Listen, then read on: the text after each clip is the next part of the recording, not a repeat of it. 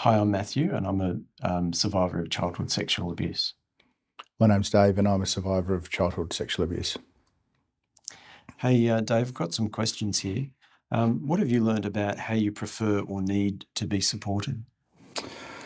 It's certainly something that, as my journey of self-discovery and recovery has commenced, for me now around about 6 or 7 years ago. It was in the beginning quite tough to it was going through disclosure, coming to terms with a horrific substance abuse situation in acute care. Both of those things were playing out, as well as coming to terms with my sexuality. So there are quite a few big balls to throw up in the air for my supporters to deal with. What I've learned as time has progressed is how important it's been for my nearest and dearest to come along the journey with me, and to understand that my efforts, although sometimes a bit intermittent and erratic, but it's sort of like quitting smoking. We're always the next attempt at trying to get better and find that peace, that inner peace on what had happened to me. Yeah, I found that too. I think the it's really helpful when someone is there to walk with you along the journey and to actually engage with that person. I was pretty poor at doing that, because it was hard to open up to those sorts of people and bring them into what is an extremely private part of your life, and you've spent quite a long part of your life trying to deny even to yourself that it occurred, and that was and it was really an opening up of the relationship with my supporter once that started to occur. That was really good. And what I also found very, very helpful was that when I was on part of my recovery journey, and I'd made some positive steps, that person, that support people around me reflected back to me how they've seen the change and have seen some positive change. And that was really, really important to me, because that I was able to see how that it's possible. Yeah.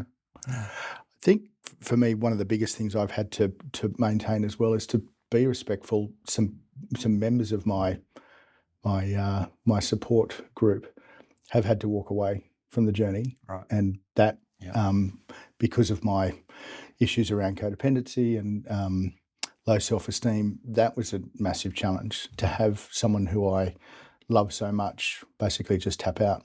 And I I remember for one person it happened in a way that was it hurt me significantly, but they just could not explain to me, because they knew that I was facing another significant part of the journey that they just needed to. It was just too much. So giving them the space to do that. And I've loved that we've been able to go back and analyse that time, and they've explained that I just was too much. I just couldn't see you in that much amount of pain, and I couldn't see a way where they could help. And it was lovely to reconnect. Yeah, beautiful to reconnect.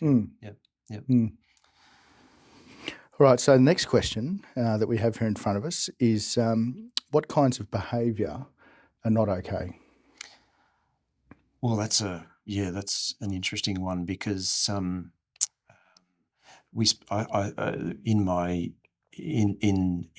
the work that I do with on the peer support line, I get to speak to a lot of people who are having some form of bad behaviour, and one guy just recently was talking to me about some anger issues and being physically violent to one of his supporters, and he was able to admit to me, and we were able to talk about it, that sort of behaviour is not okay.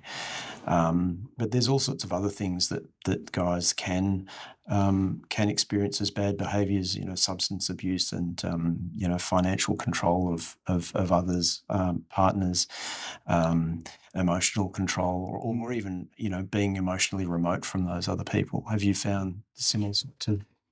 For me, I think it's a really tough question to answer, because once I'd stuck the flag in the ground and the journey of growth commenced around disclosure and all my other things, I sort of, all behaviour was okay.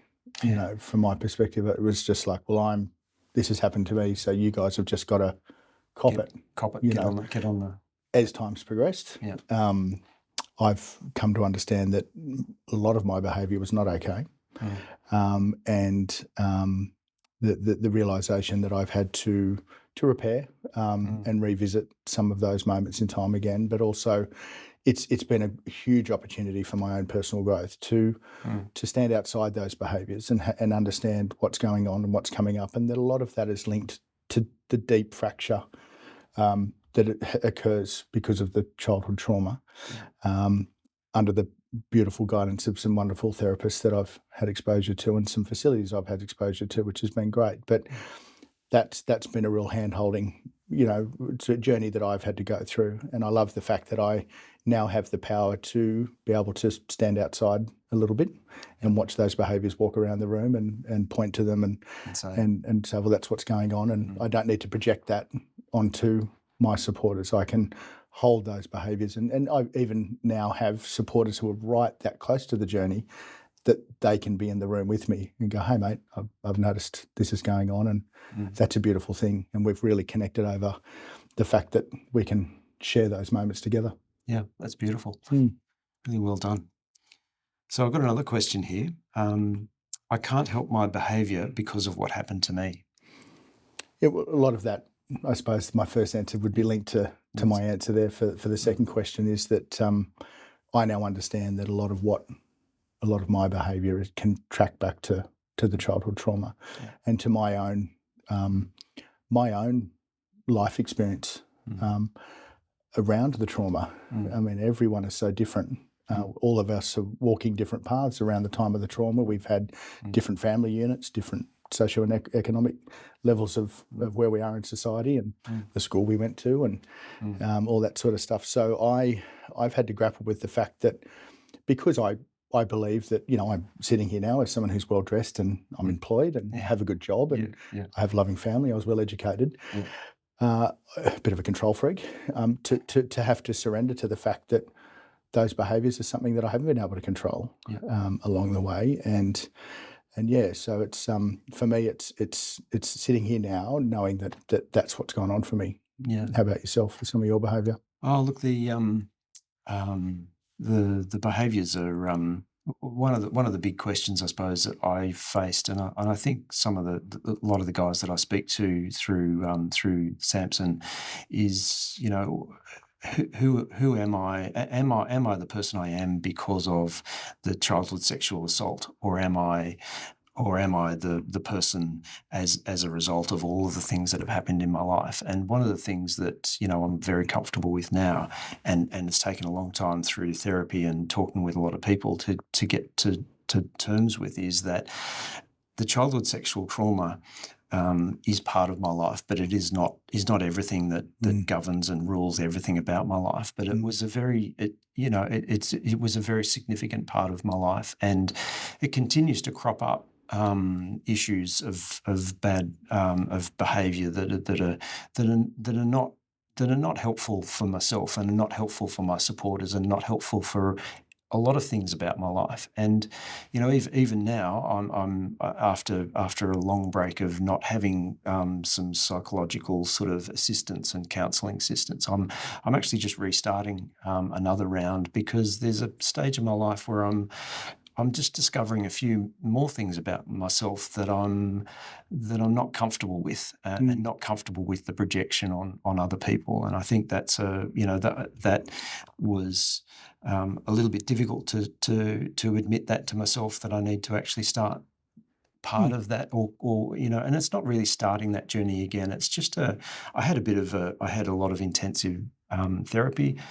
I got to a stage in my life where I thought everything was done, and I'm a very sort of analytical sort of person. And now I've got to the stage where I'm going, well, actually that's worked up till now, and I need to do a bit more work on my own sort of behavioural sort of the way I interact with people around me and myself.